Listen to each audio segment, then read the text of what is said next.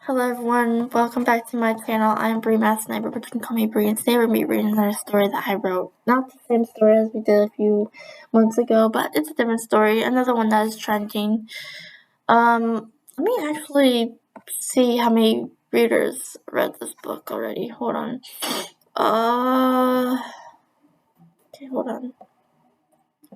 Okay, we have 23 readers, and it's been read 71 times, so...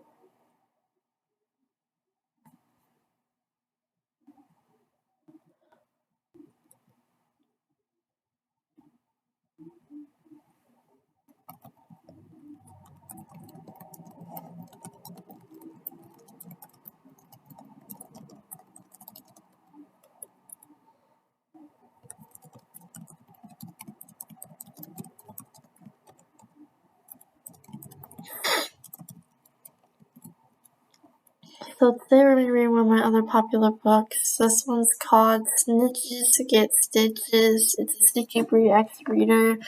So in this, I'll tell you what about it is, like what I wrote for it.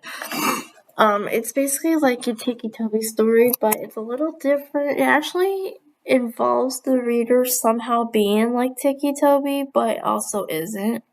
So I give credit to the guy that actually made Tiki Toby, which is Castaway. He's very great. I honestly love him. But anyways, let me tell you the caption of the story, and then I'll tell you more about the story. And then we'll start reading. Bree Anderson was a normal girl with a normal life until she was in a bad car accident with her secret crush. Their older siblings died 4 weeks later, and it was a long way back home. Bree came home to her abusive and alcoholic stepfather, Tony Millers. The abuse starts back up again after a 4-year break. Bree starts thinking there's no way out until her crush makes a choice to get themselves out of this mess, but has interesting consequences. So in this book, it explains that there are pieces of a journal, and I actually wrote the pages of that journal. It starts out with a page, and then the book, and then like the first chapter, then a page. It just keeps going on and on and on. 26 people have read this so far. I need to update it so more people start reading. But anyways, let's read the first page. It's called the first page. Dear reader, if you're reading this, it means you found the first page of my journal. My life was full of ups and downs. So much that I had to write about it in hopes someone would find me and save me from this horror show. Beware that as you read on, there will be some emotional times that you couldn't possibly imagine a kid such as myself could handle. Please keep reading as you will see the life I've lived for the last 9 years. The second page of this journal is in my safe place. You will find it near the park known as Oakland City Hiking Trail in Denver, Colorado. Please, reader, take care, and if you do end up finding the pages to my journal, beware that snitches get stitches and end up in ditches. Now, FYI, I really don't know if there is a place in Denver, Colorado called Oakland City Hiking Trail. So, if there is, don't get freaked out because I guarantee she's not there. But I feel like if there was some, I feel like if that was a thing, people could be like, "Oh my gosh, I'm gonna go start looking." But I didn't know. I randomly made this place up. Yeah.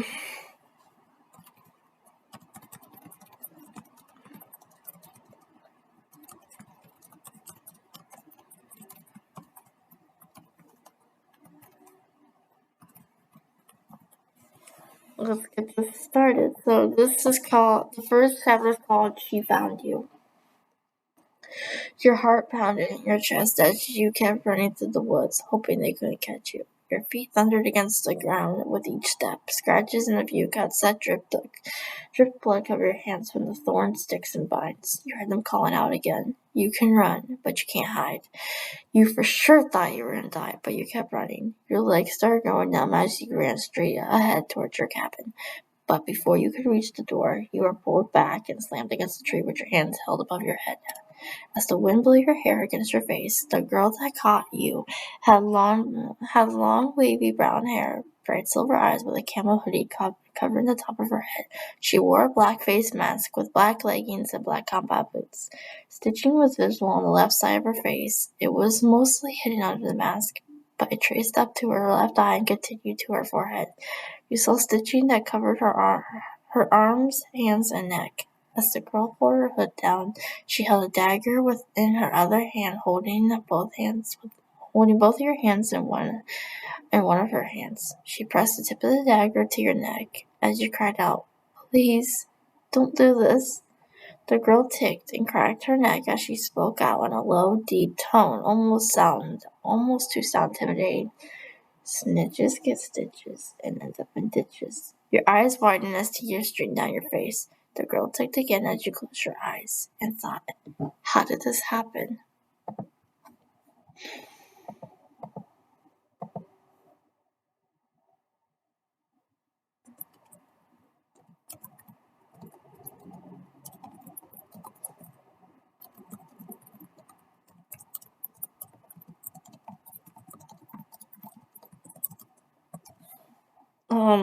Next page. It says, this page is called the second page.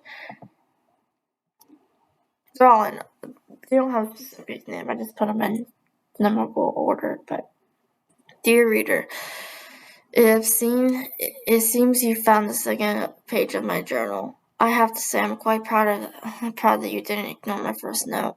As you know, there still are more pages to be found. Be aware that each page you find must either keep to yourself or share it with a group that you already trust. It is my warning that if you fail to keep these pages out of the newspaper, news, or any other social media, you will be found by someone you will not have a chance of fighting against. So beware of my warning and follow the directions to the third page. I also should say that many pages must be found by the same group or the same person, or could fall into the wrong hands.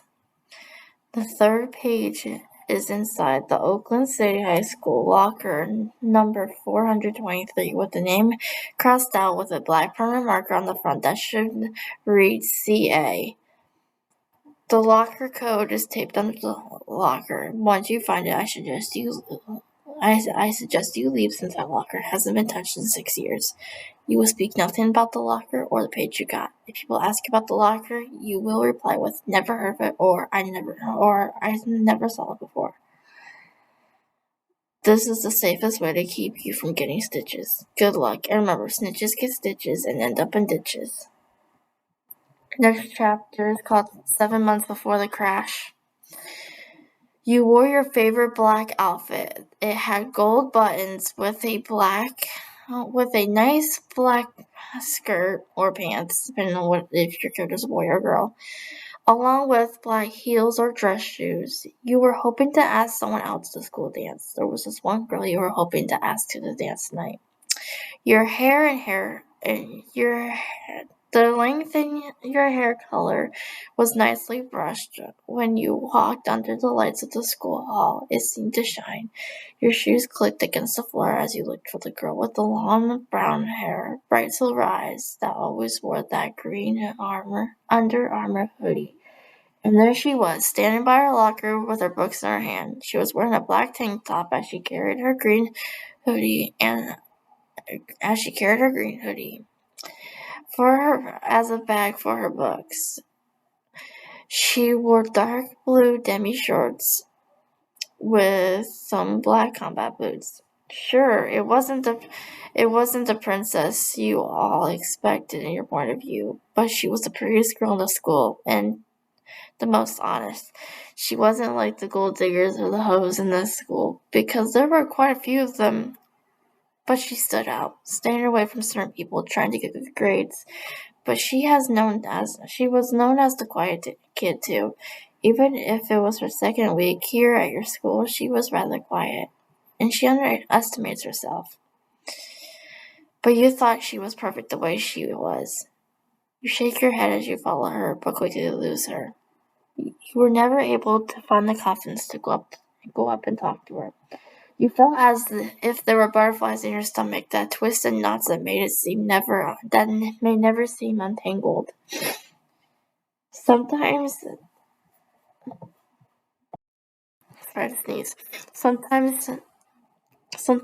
something about her just seemed to make you weak to your knees. So now it was your time to shine. The third page, a little shorter. Dear reader, I've seen you found the third note. I'm impressed that you're going the extra mile to read my cries for help, even if you didn't know if I was dead or alive. I love it. If I'm alive, I should meet you. But we'll talk about this later. As I was saying, the next note is near the wishing well in the park. I'd be careful, 'cause placing a note is easy. Receiving it is a whole nother story. So I think you should go at night and beware. Some of my friends tend to hang around at that park, and some are not as friendly as others. Take your step. You followed your crush through the crowd only to see her get slammed against the wall by the three bullies of the school known as Randy, Keith, and Troy. They bullied everyone no matter their age, who they are, or where they came from. They slammed your crush against the wall. She cried for help. You dropped your things and pushed Randy and his gang backwards, causing them to hit their heads on the lockers.